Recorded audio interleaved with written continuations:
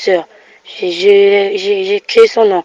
Que Rebecca, aide-moi, je n'arrive plus à respirer. Je lui disais ça.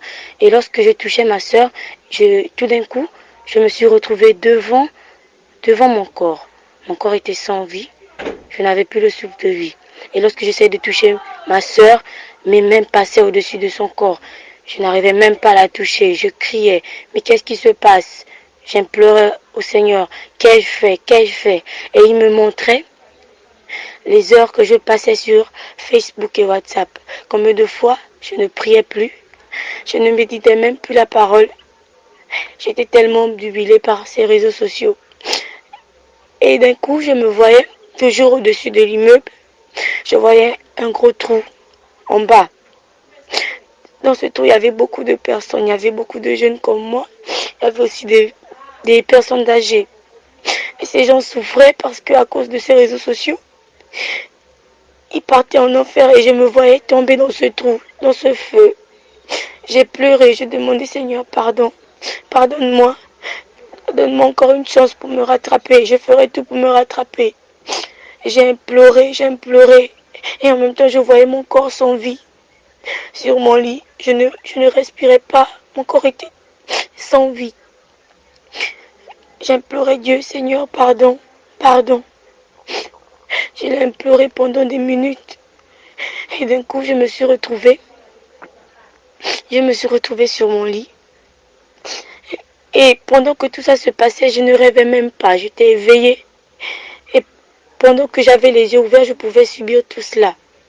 Lorsque je me suis retrouvée sur mon lit, j'ai vu mes frères et sœurs qui étaient à côté de moi, qui étaient en train de dormir. Et j'ai commencé à pleurer parce que je savais qu'à cause de ça, j'ai failli aller en enfer à cause de ça. Le message que je veux vous faire passer aux jeunes et même aux plus âgés, que tout cela, ce n'est pas bon parce qu'on dit dans la parole de Dieu, tout nous est donné, mais tout ne nous est pas utile. Que l'on peut passer un peu de temps sur les réseaux sociaux en se disant que non, ça ne va pas prendre de temps, mais ça nous absorbe et on oublie le temps que l'on passe dessus. On oublie la réalité. Ce monde, ces réseaux sociaux, c'est comme un monde qui nous envahit et pour sortir de là, c'est pas facile. Lorsque cette voix m'a dit qui est-ce, c'était comme si, aux yeux de Dieu, je n'existais plus. J'avais disparu parce que le péché que je faisais tout le temps en l'oubliant lui, qui fait tant de choses pour moi, à cause de ça, j'étais comme devenue invisible à ses yeux. Et lorsqu'il m'a crié qui est-ce, il ne me connaissait plus. Et je savais que à partir de cet instant, c'était l'enfer qui m'attendait. Alors, je vous demande, s'il vous plaît, pour ne pas aller en enfer, je ne dis pas ça pour vous effrayer, mais s'il vous plaît, arrêtez les réseaux sociaux. C'est pas bien.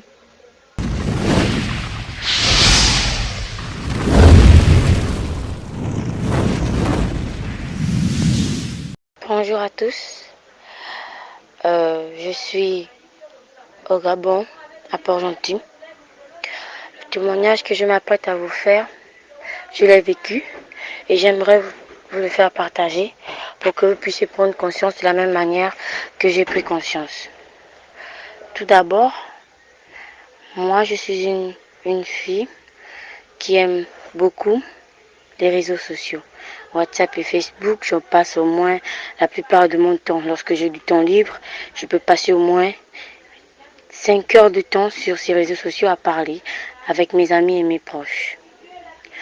Si bien que je n'arrivais même plus à étudier, à réviser, je n'arrivais même plus à méditer la parole et je ne priais plus. J'étais comme obnubilée par ces réseaux sociaux. Un jour, c'était un dimanche, ma tante m'avait demandé d'aller dormir vu que j'avais cours le lundi. Alors lorsque je suis allée me coucher, je n'arrivais pas à dormir. J'avais une insomnie. Je me retournais. J'ai passé 1 heure de temps sur mon lit à me retourner parce que je n'arrivais pas à dormir. Et tout d'un coup,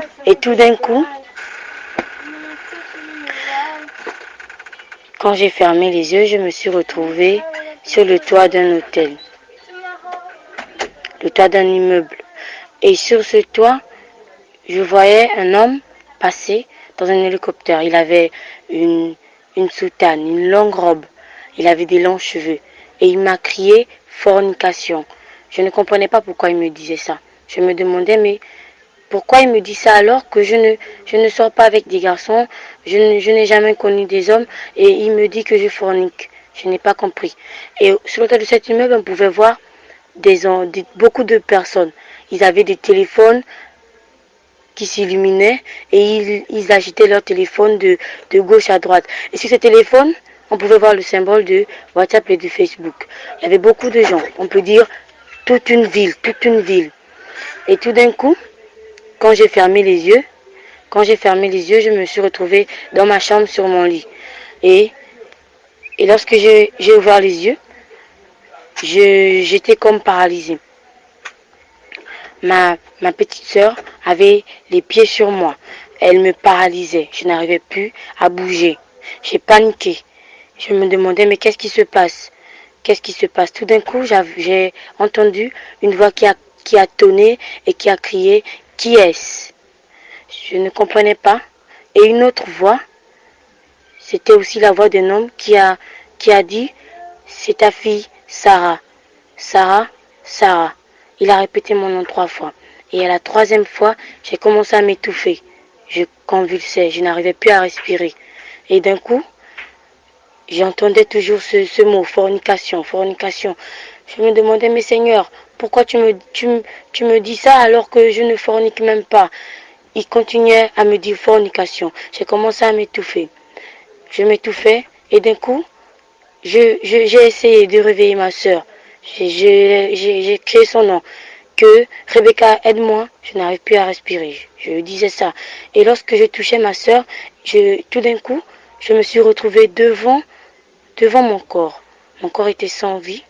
Je n'avais plus le souffle de vie.